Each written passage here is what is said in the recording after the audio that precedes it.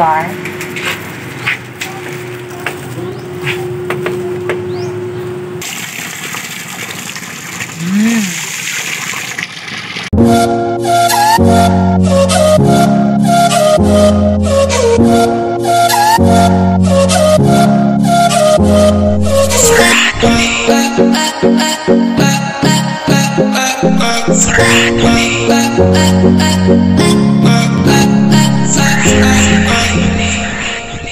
So ngayon mga kalab is pupunta tayo ng Cabadbaran City at syempre yung sasakyan rin papunta doon is yung aming pamboat. Ayan.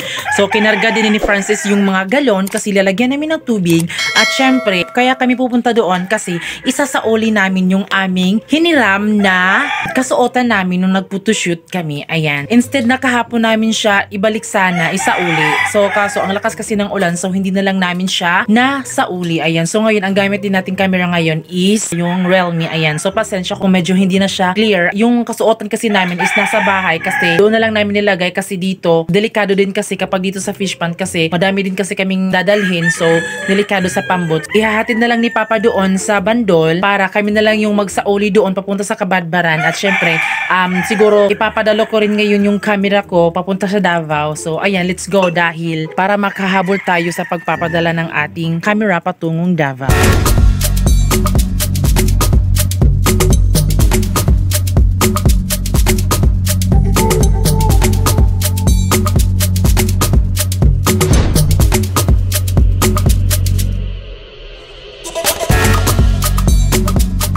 So ayun mga kalab, andito na kami sa Bandol at syempre andito na din sila Papa at si Junilyn. Sinitid nila yung kasuotan namin sa Kultura Couture. Ayan, so ito na sila. Ayan.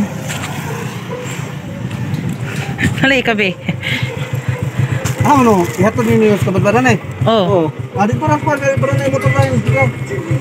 So ayan, ipapasakay kami ni Papa doon sa mismong sasakyan ng patungong Cabadbaran mga kalab. So ayan na po yung mga gamit mga kalab na isasauli namin. Ayan! So ready to Davao na daw yung camera. So ayan mga kalab, andito na po yung sasakyan namin. Hinatid lang kami ni Papa para hindi na kami mag-abang ng sasakyan patungong Cabadbaran. So ayan mga kalab, yun po yung sasakyan namin. Cabadbaran! Oh, hari gamit mo.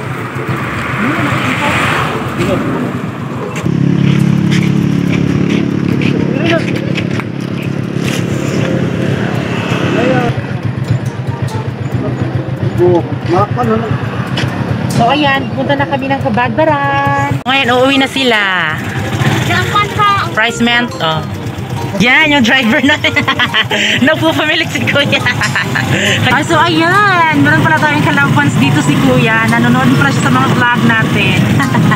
So ngayon, is papunta na kami doon sa, sa Isyo Kamiya. Sa 7-Eleven. So ayan, ihahatid na natin tong gamit ni Sir para naman masauli na natin, diba? So maraming salamat talaga kay Sir Ilago kasi hindi siya nagdadalawang isip na pahiramin kami. Ayan.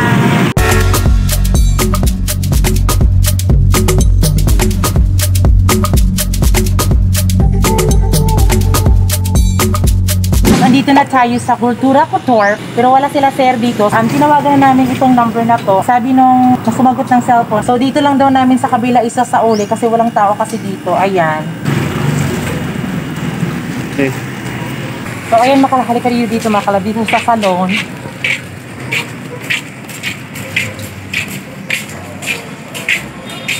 Hello.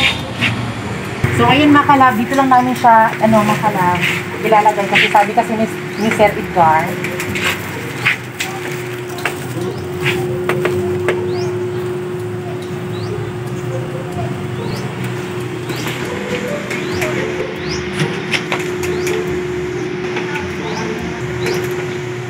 So ngayon mga kalabis, pupunta tayo ngayon sa LBC kasi ipapadala natin yung camera natin, di ba? So hindi ko mag-expect na makukuha natin to agad-agad, di ba? Kasi siguro mga 3 to 5 days pa bago dumating sa Davao. Tapos pagpabalik pa dito mga kalabis 3 to 5 days. So ngayon, let's go!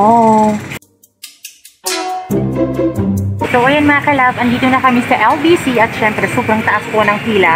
So ayan mga kalab, ito na po yun. Oh my God! Ayan, so ito lang talaga ipapadala namin sa Davao. Ice cream, gel na dyan, ice cream, ayan. So dito lang namin binalot yung aming camera para naman mas maging safe siya, diba? So ayan, let's go! So ayan, nakabalat na yung ating camera. Ayan, so pinalitan ko po ng alalagyan kasi hindi daw pwede ice cream. Okay na ni.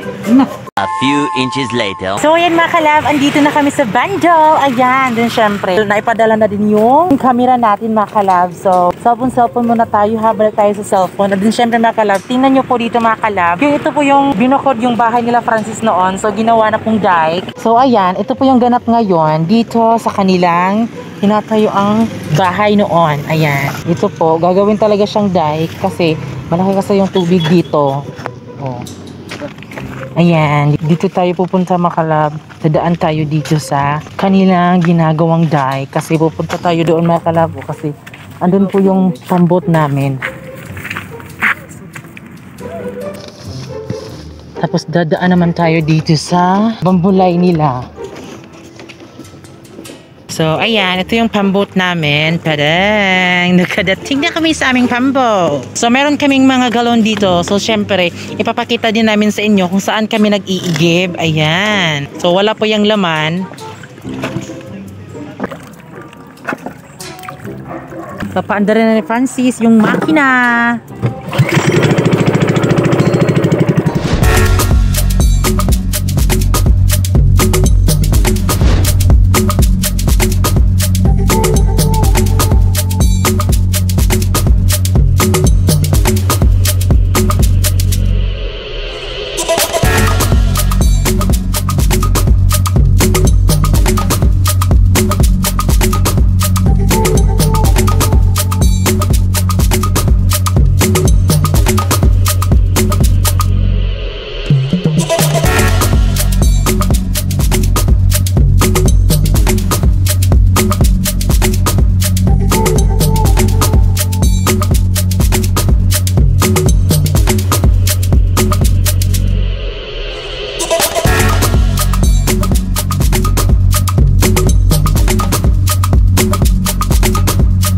Ayan, andito kami sa May Tubig, yes. Dahil dito kami mag-iigib. Pwede namang mag-iigib kami doon sa bandol, kaso nga lang, mas dito na lang kasi 'di ba, mas madali kasi yung pagpatak ng tubig kaysa doon sa bandol kasi sobrang hina kasi. So ayan, dito na lang kami nag-iigib. Ayan. So ganito lang kami mga kalab kapag wala kaming tubig or else gusto namin maglaba, pwede din namin dinadala yung aming labhan tapos pwede din kami dito maligo. Ayan. Dito kami nag-iigib mga kalab pag wala kaming tubig. Ginagawa mo. Ayan. So, diba, madaming nag-iigib din dito mga kalab kasi sobrang bilis kasi ng agos ng tubig. So, mas madali lang napuno yung aming container. Ayan. Diba? So, ito, ayan, napuno na po yan. Isa na lang po ang hindi. Ayan, tignan nyo mga kalab, sobrang lakas ng agos mga kalab, no? O yan mga kalab, iinom tayo ng tubig. Kasi uhaw na uhaw ako. Kasi yung tubig kasi dito pwede pang laba, pang ligo, pwedeng inumin. Masarap kasi yung tubig, syempre, malinaw pa. O diba? Sobrang lakas ng agos mga kalab. So ayan, iinom tayo ng tubig.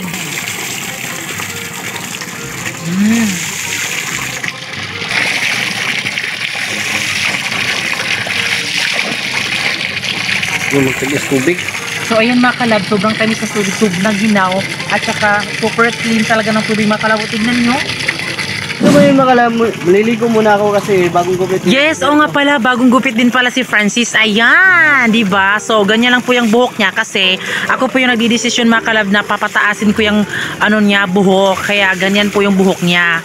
Kasi papahabain ko yung buhok niya. O di man lang gininaw si Francis. Hindi ka ba gininaw, be? Pak.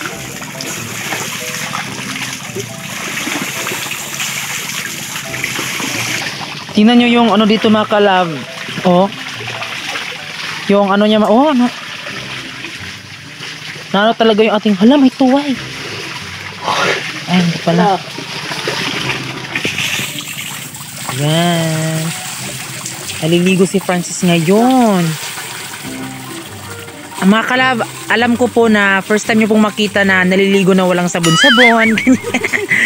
Ayan po, oh.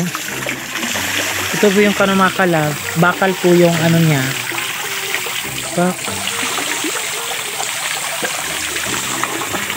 Ayan, uuwi na tayo mga kalab dahil meron ng tubig yung ating container. So ayan, isasabon muna ni Francis para makontrol niya yung pamboat na para humarap doon mga kalab. Ayan, sinagwa na ni Francis. Yung ano mga kalab, yung manubela. Tingnan niyo po yung manubela. So ayan, kukunin po ni Francis yung manubela kasi ano, pumunta doon. Oh, ayan.